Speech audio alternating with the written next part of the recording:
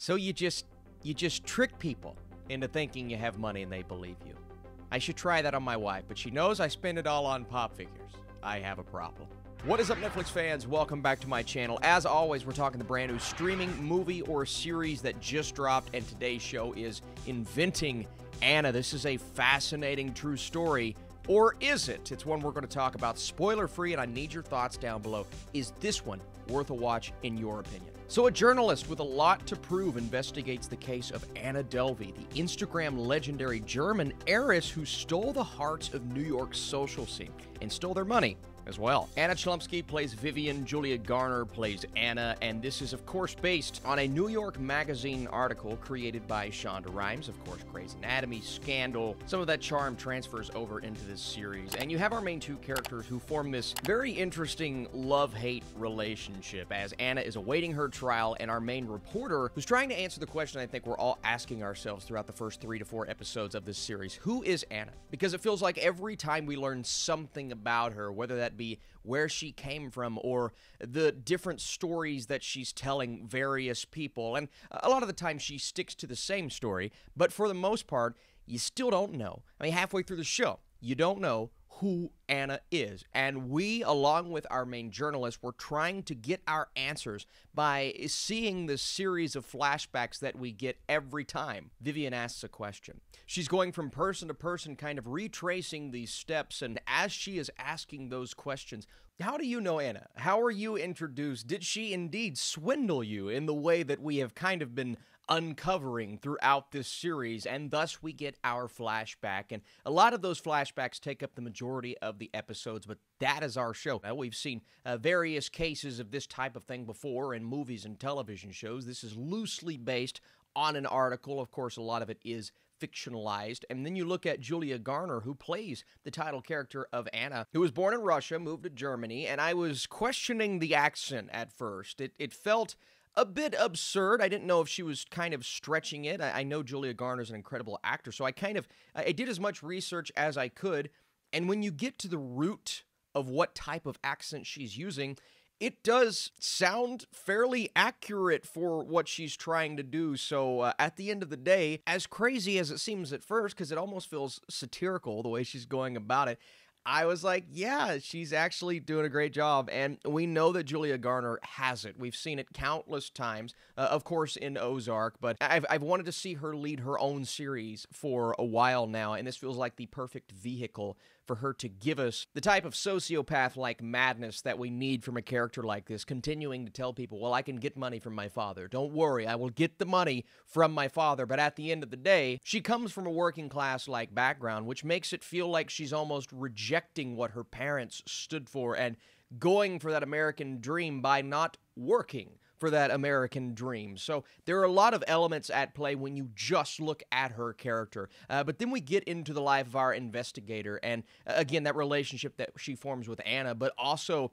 going around interviewing these individuals that continue to paint a different picture about Anna. Everyone sees her as a different person. And as we get deeper into this investigation we find out that, yeah, even going on Instagram, you can see that she is a different person everywhere she goes. And then as we put these clues together, and I won't say how or what exactly the clues are, we begin to uncover this mystery along with what is kind of a co-title character. And that worked out great, right? The idea is to look at Anna as somewhat of an anti-hero character, right? She's being painted as one thing by the story itself, but Julia Garner is playing her in such a likable way, and that has to come across. It's a tough tightrope to walk, and she does it almost effortlessly, and she is the main reason why I found so much enjoyment from aspects of this series. Now, the show as a whole, Vivian interviewing Anna's friends, her victims, seeing the stories from their experiences, spending a lot of time on the idea of these supposedly smart individuals, and some of them, they're in financial crisis. Others,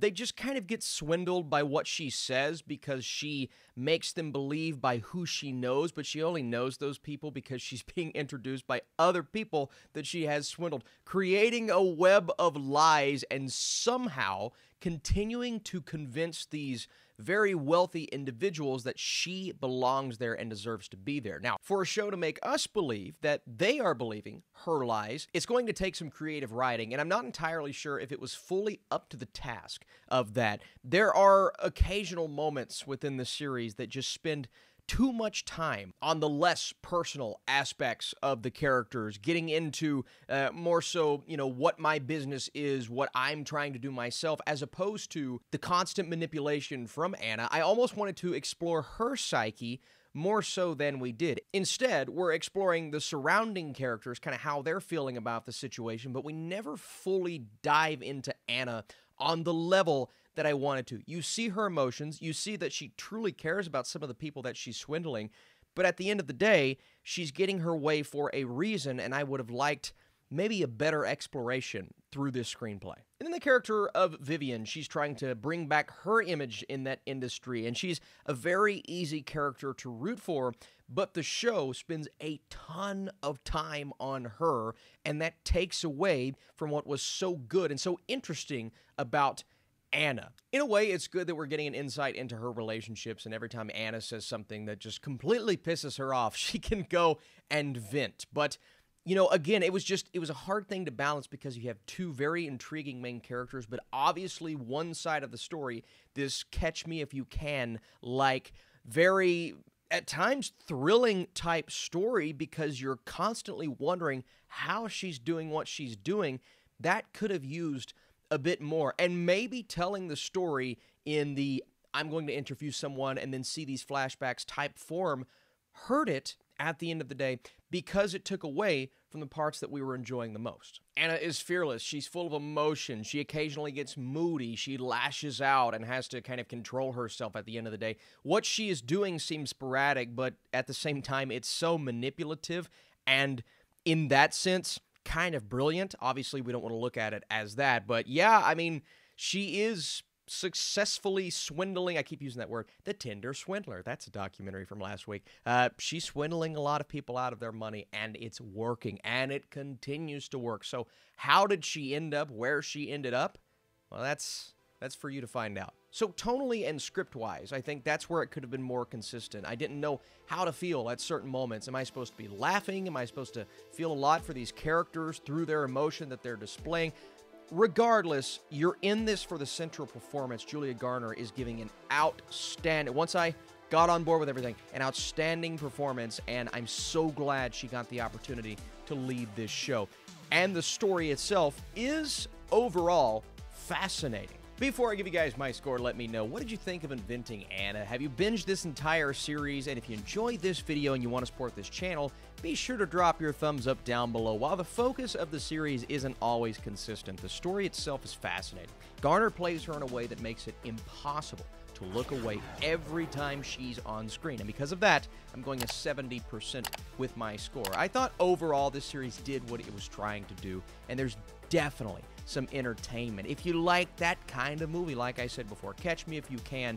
Very interesting type of investigative mystery. Appreciate you guys for watching. Stay tuned. Let me know, what should I review next?